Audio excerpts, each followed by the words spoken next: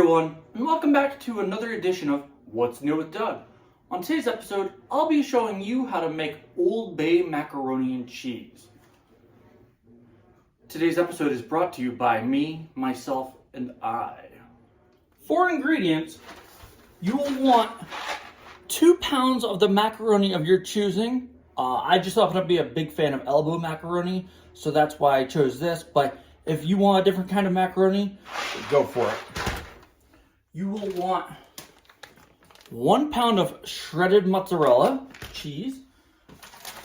You will want 1 pound of shredded cheddar cheese.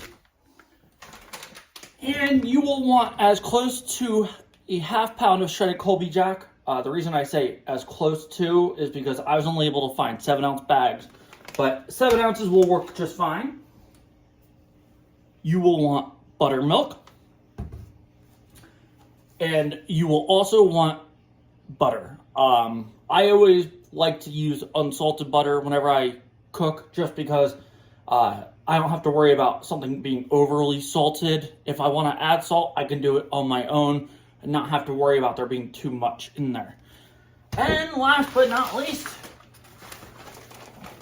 we need Old Bay, of course. I mean, it wouldn't be good unless Old Bay was added, right? Until next step, stay with me. Well, this is perfect timing because right as the butter was melted to a correct point, the water just happened to be boiling. So you're going to want to throw your noodles in.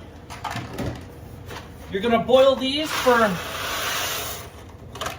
12 minutes, but here's a kicker. You're going to want to take a tablespoon of Old Bay and add it to the boiling water. Little fun fact, back in the day when I was still a kid, I used to always boil mouthpieces for sports in a hard candy like a root beer or a Jolly Rancher. Let's be honest, people, mouthpieces don't taste all that great to begin with, so at least you can add a little bit of flavor to them. So after you put a tablespoon of Old Bay in, though, you want to give the noodles a little bit of a stir around. Now that the cheese, or the buttermilk and the butter are melted, you're going to want to take all of your cheese. Oh.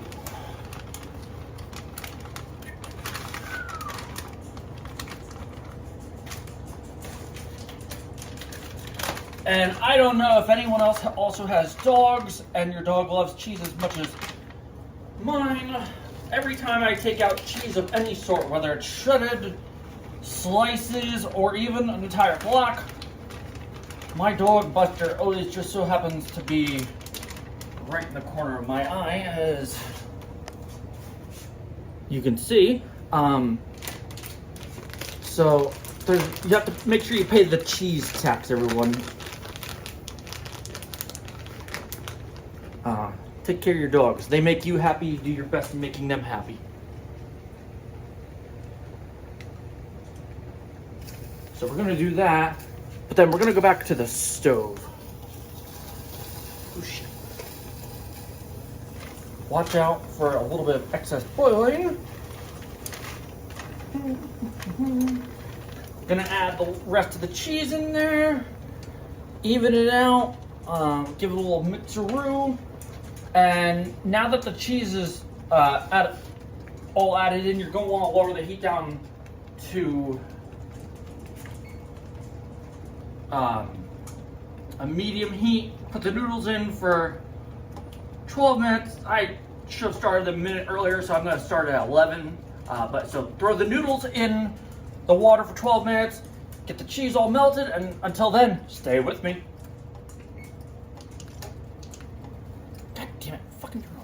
Now, while the noodles continue to boil, you don't want to forget to occasionally stir the cheese as it's melting. I have lowered the heat a little bit because the cheese is at a good enough texture for me. A little thick, but not soupy. Some people have asked me why I didn't add a roux when I've made this before, and the reason is simple, because buttermilk is a little bit thicker than regular milk, so I didn't really need to worry about that. I have plenty of flour, so I was definitely prepared, so if I did have to do that.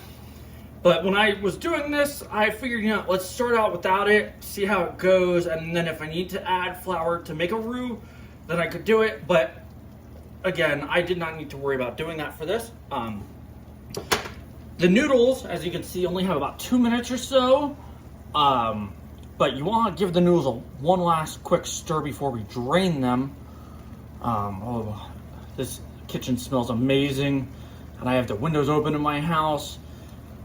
Maybe it's just me, but I love making my neighbors jealous when I'm cooking, and I've had neighbors come up to me before and say, hey Doug, what are you making? Because it smells amazing. We get smelled a few houses over.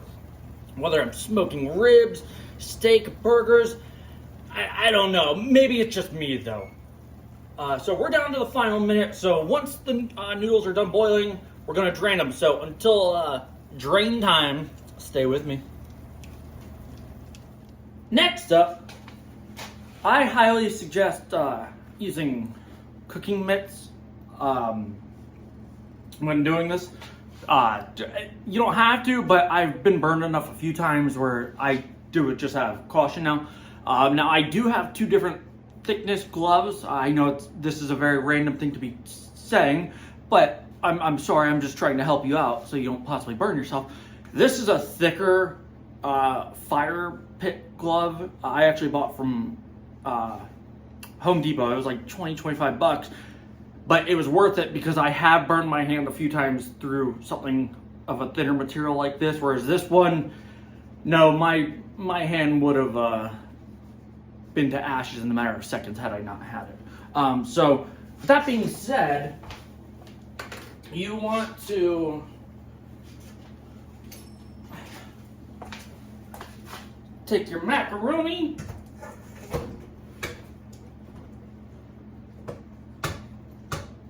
do that. You don't have to put it in the sink. You could put it wherever. Drain it out. Now, unfortunately, my colander is not quite. Son of a biscuit. We lost a few macaronis, but no worries. Just make sure you take everything out of the drain catcher so nothing goes down the sink. So I am gonna come on over here.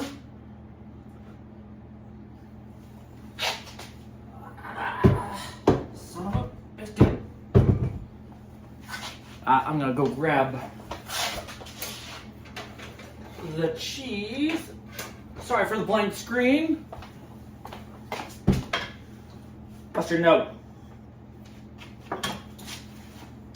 Now, I should probably move it over here for a better angle. Sorry. This is a one-man crew.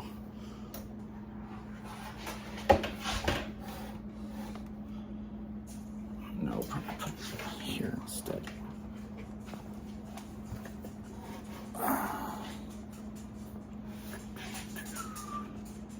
I don't have any food for you, Buster. Sorry.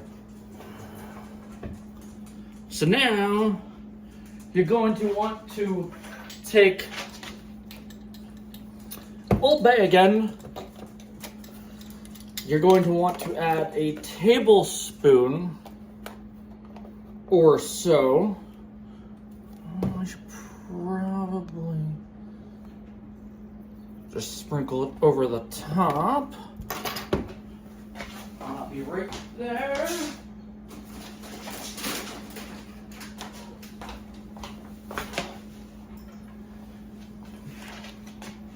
Oh, come on. Why didn't I think of this earlier?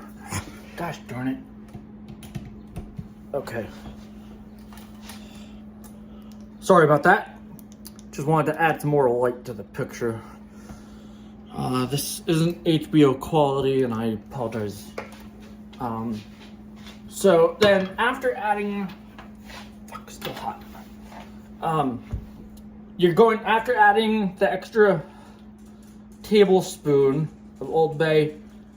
You're going to want to do your best to mix this around in the pasta. I know that we did cook or add an extra tablespoon of Old Bay already to cook into the noodles, but this isn't called Old Bay macaroni and cheese for no reason. I've said this before and I'll say it again. If you're cooking with something with Old Bay, you want to be able to taste the Old Bay. I often get criticized because of how often I use Old Bay. People give me a hard time about it. And I tell them, hey, listen, like, you do you. You do you. I mean, it amazes me how butthurt some people get over something as simple as you're using Old Bay as much as you do. I'm sorry, but if you're passionate about something, stick with it. So, now that we have that, we are going to take the cheese. Oh, did someone say Old Bay? Of course, I did. So, you're gonna want to take another tablespoon of Old Bay, mix that around into the melted cheese. You're gonna want to give that a good mix. Once you add the powder of the Old Bay to the melted cheese, you will see it starts kind of similar to brown sugar when it gets wet when you're adding it to oatmeal or whatever you may be using it on. That is good because that makes mixing it a lot easier. I don't know how many people have actually paid attention to the color change of the cheese, but it's actually darkened up a little bit, and that's what you want. So now we're going to take the cheese,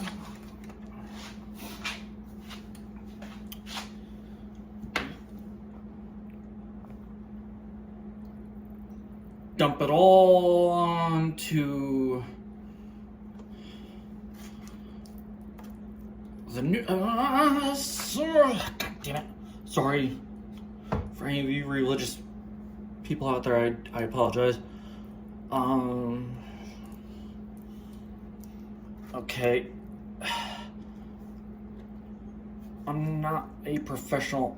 I am not a professional with doing this, so please don't judge. So into the sink you're going. Okay. Now what you're gonna want to do, I always like to just shake it around a little bit. By shaking it like earthquake style, it allows the cheese to seep into random loose holes that it may encounter. Just be really careful with this.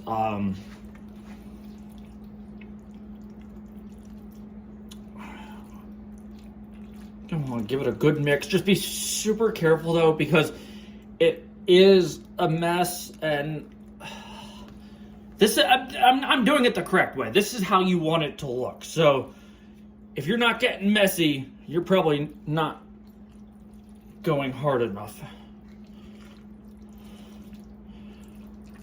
The bigger the mess, the more successful it was. Okay, so we have all that. And now whenever I make something big like this, I always like to use a tinfoil tray. Dump her all in. Okay, so we got that. And then I always like to just give one final mix like this.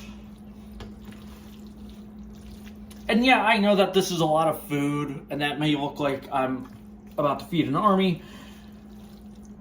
I mean, when I make a lot of big dishes like this, I always like to give it out, because I know other people like my cooking.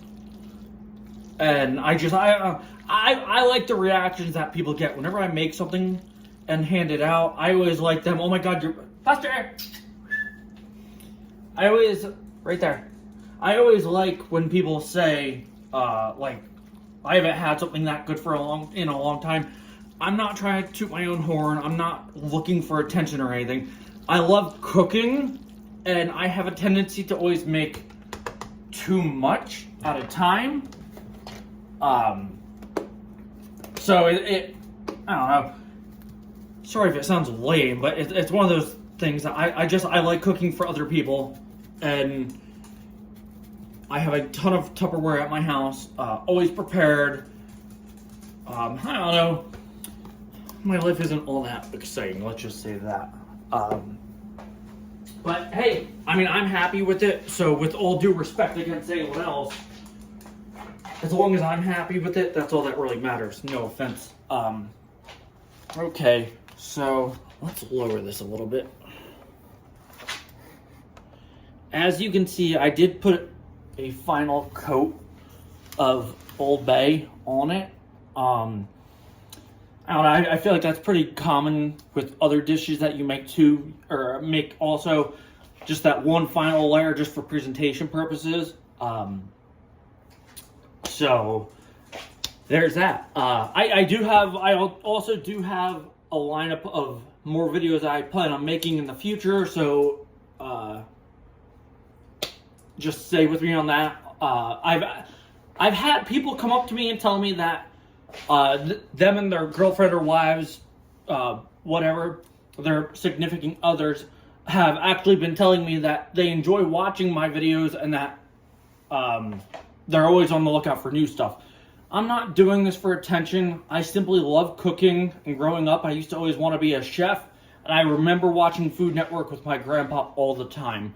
So now I'm kind of doing like my own version of Food Network at home, but on a not as high quality video presentation, HBO quality, whatever you want to call it. Not as good as Food Network type stuff. This is all done on my phone. I enjoy doing it. I do it for fun, and I love sharing my recipes and ideas with other people. So, until next time, stay with me.